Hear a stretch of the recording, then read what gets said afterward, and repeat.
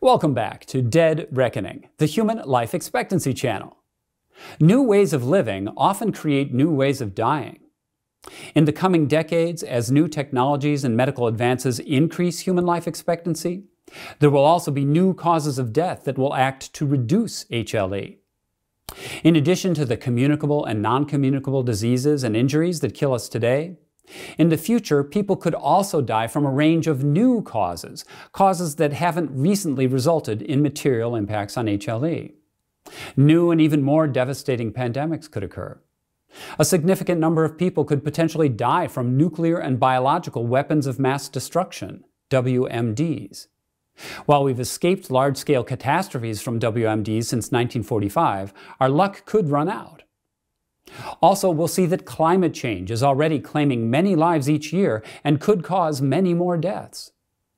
Natural cataclysms such as meteors, supervolcanoes, and sunstorms could strike. And finally, and most centrally to our thesis, we must estimate how many yearly deaths might be caused by new technologies and medical advances. This is the first of two videos where we attempt to estimate these new ways of dying. In this video, we'll focus on the three largest potential new causes of death: pandemics, weapons of mass destruction, and climate change. In our next video, we'll consider deaths from natural cataclysms, and we'll estimate deaths from new technologies and medical advances. Before we proceed, there are two important caveats.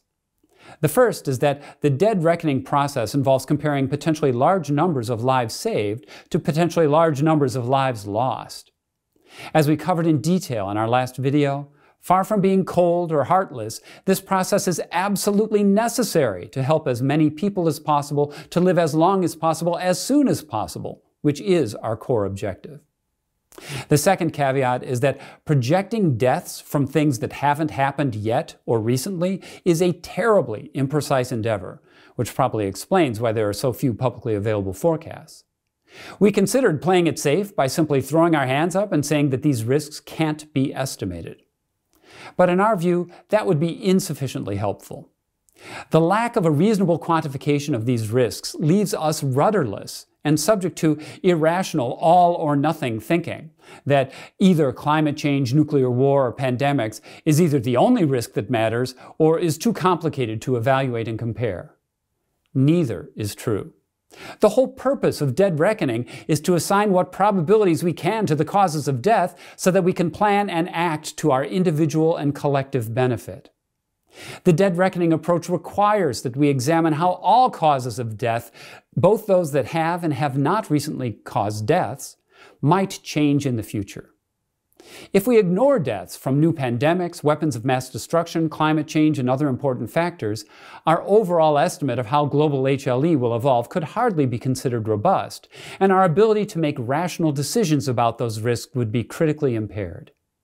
As author Steven Pinker put it, quote, "Once we get into the habit of assigning numbers to unknown events, we can quantify our intuitions about the future," unquote. Gerontologist Aubrey de Grey puts it even more strongly. He says, quote, "We really are on the brink of bringing aging under medical control. Gerontologists have a duty to publish time frame expectations and predictions of life expectancy." So in this video and the next, we'll take a first shot at quantifying these risks over time. We'll present relevant facts and engage in this speculation, not because we've convinced ourselves or intend to convince you that our estimates are precise or accurate individually, but to explore whether this will help us to answer three important questions. First, how do the risks of deaths from pandemics, weapons of mass destruction, and climate change compare to other causes of death? That's the central question in this video. Second, how do the risks of natural cataclysms and new technologies compare to the risks from pandemics, weapons of mass destruction, and climate change?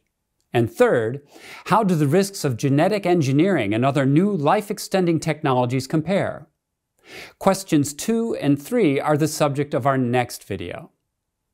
To ensure that our answers are conservative, that is, we do not overstate the coming increase in human life expectancy and do not understate the risks of new IT and life-extending technologies, you will see that we have purposefully overestimated these risks.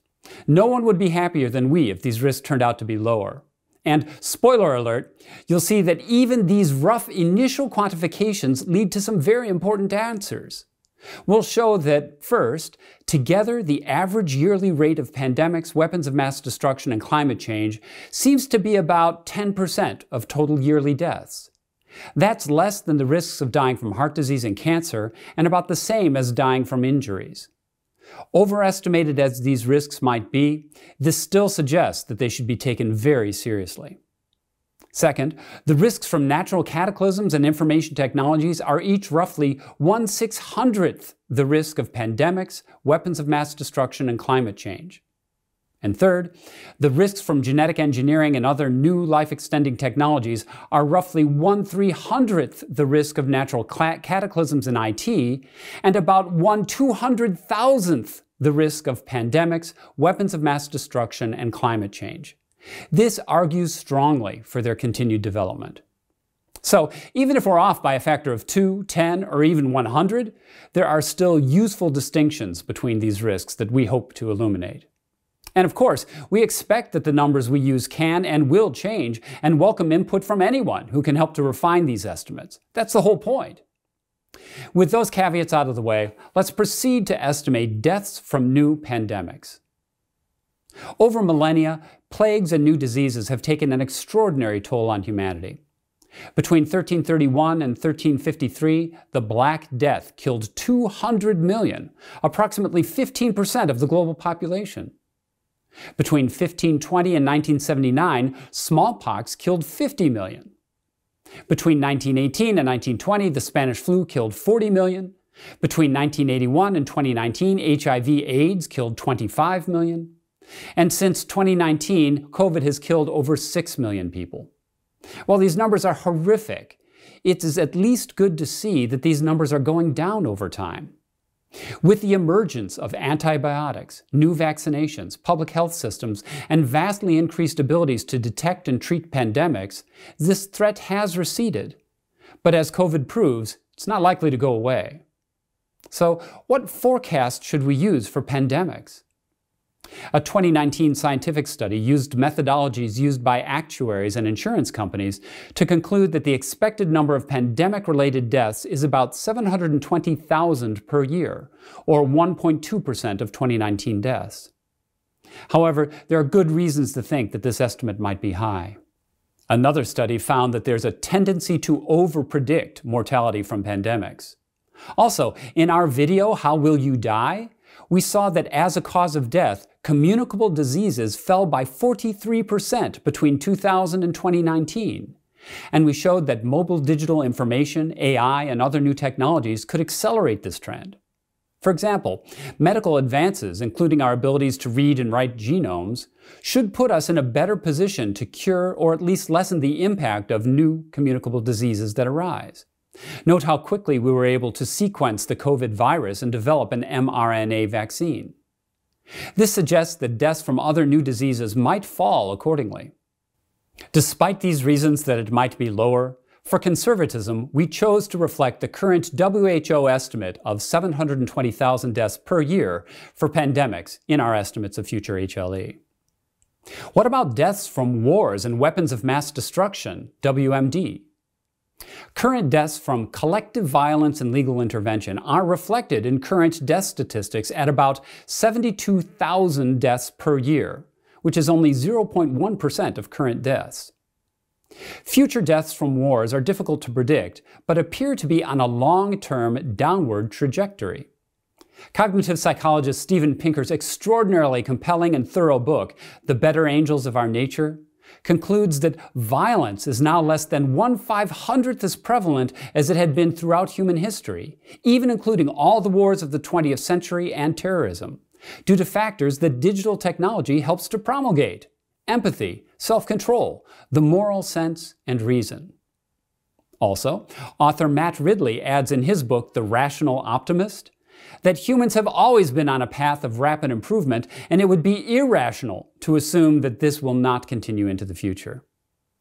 It stands to reason that as global communication continues to improve and the awareness of our global interdependence, fighting climate change, pandemics, avoiding proliferation of nuclear and biological weapons, and other existential risks increases, it will continue to become harder and harder for countries and even individuals to conclude that attacking others would be to their advantage. On the other hand, unprecedented climate change and the human displacement it's created will continue to cause conflict. More on that soon. On balance, while there are reasons to think that the number of people that die from war will continue to decrease, for conservatism, we've chosen to leave the 2019 figure of 72,000 unchanged in our forecasts.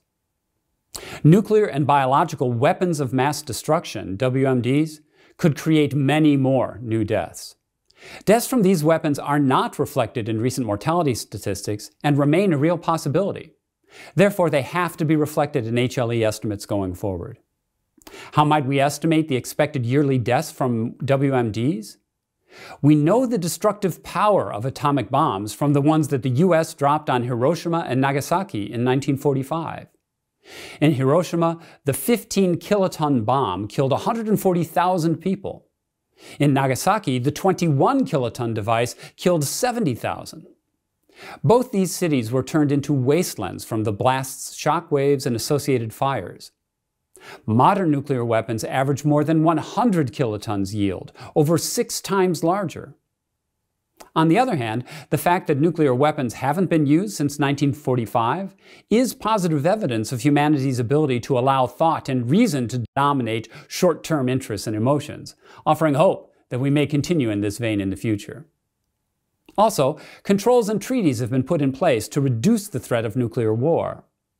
Bilateral treaties between the US and Russia, who together have 93% of total global nuclear weapons, have reduced the size of our nuclear arsenals from 68,000 in the late 1980s to about 14,000 today, clearly making the world a safer place.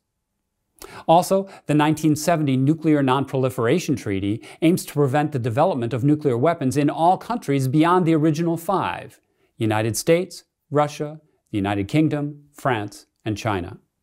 So how bad might a full-scale nuclear exchange between the US and Russia be? One study estimated that between 35% and 77% of the US population might die, and between 20% and 40% of the Russian population might die, which amounts to approximately 3% of global population. While there could be many follow-on deaths from nuclear fallout or nuclear winter, it's also possible that a nuclear confrontation would be far less than a full conflagration between the two nuclear superpowers. For example, nuclear terrorism might utilize a single bomb. So how likely is a nuclear exchange? No one knows. But since we've not had any such conflagration for 75 years, it might not be inappropriate to posit that this might happen once every 200 years. If so, these assumptions lead to an average of about 1,170,000 yearly deaths, or about 2% of current deaths. Biological weapons of mass destruction probably present an even larger risk to humanity. While they may not kill as quickly as nuclear weapons, they have the ability to spread far more broadly with only a few initial exposures. Also, unlike nuclear WMDs, which require highly specialized and controlled materials, such as enriched uranium or plutonium, and knowledge to produce, biological WMDs can be produced using widely available and inexpensive biological kits. A report from the European Parliament found that anyone with a college-level education in chemistry and biology can produce a crude but effective biological weapon. Further developments in synthetic biology, together with the increasing number of laboratories researching potential pandemic pathogens and increasing amount of publicly available information about how to produce them, heighten the risk of biological WMDs. On the other hand, biological and chemical weapons are banned by 2 international treaties. The Biological Weapons Convention of 1975, with 178 state parties, and the Chemical Weapons Convention of 1997, with 189 state parties. In both cases, dual use creates a particular difficulty. The same chemicals and biological agents can be applied for beneficial purposes or serve as the core components of deadly weapons. So what relevant estimates exist? The U.S. Office of Technology Assessment estimated that depending upon climate conditions, 100 kilograms of anthrax could result in 130,000 to 3 million dead in an urban region. Another study indicated that the risk of death from biological WMDs might be 3.5 times the number for nuclear WMDs.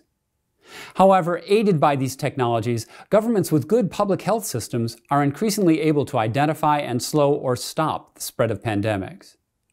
So, here too, no one, including us, knows how likely or deadly a future biological WMD might be.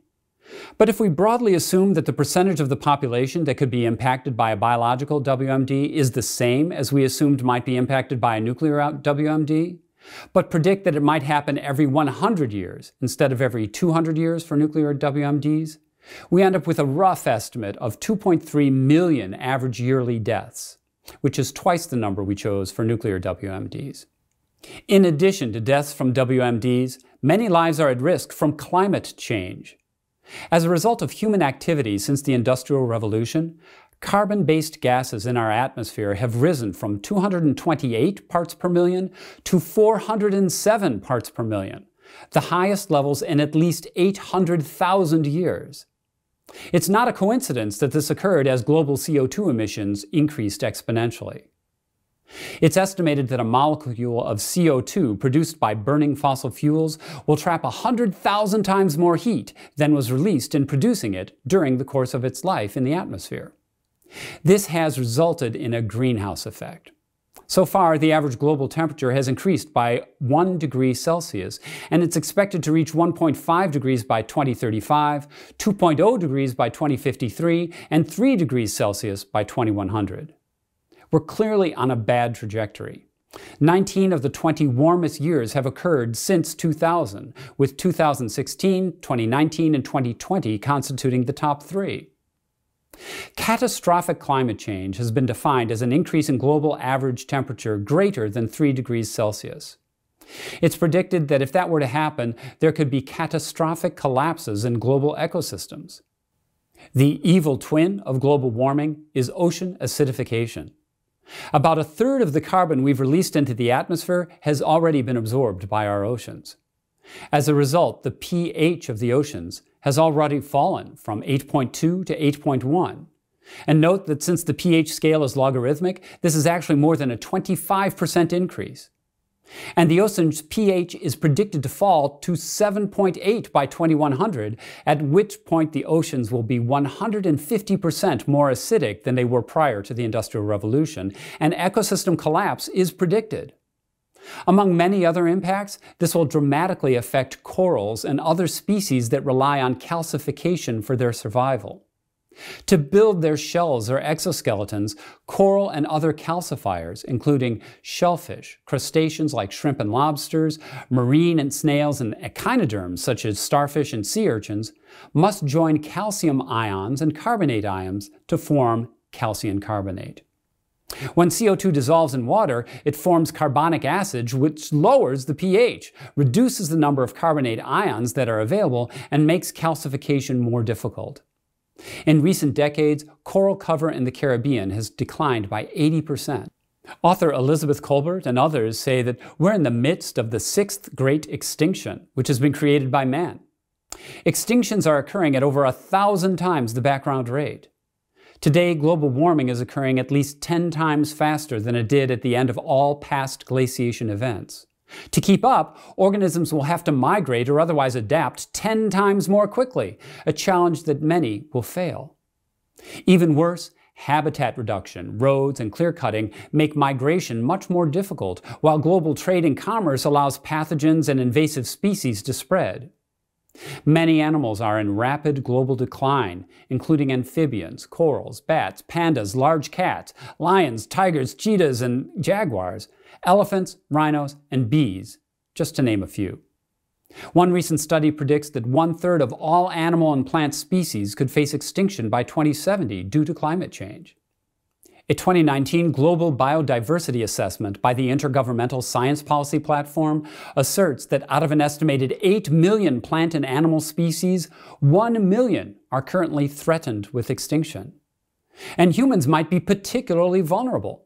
Climate change could reduce regional and global human food security and result in cascading negative effects on ecosystems that humans rely on for survival. This could cause significant human death and even our own extinction.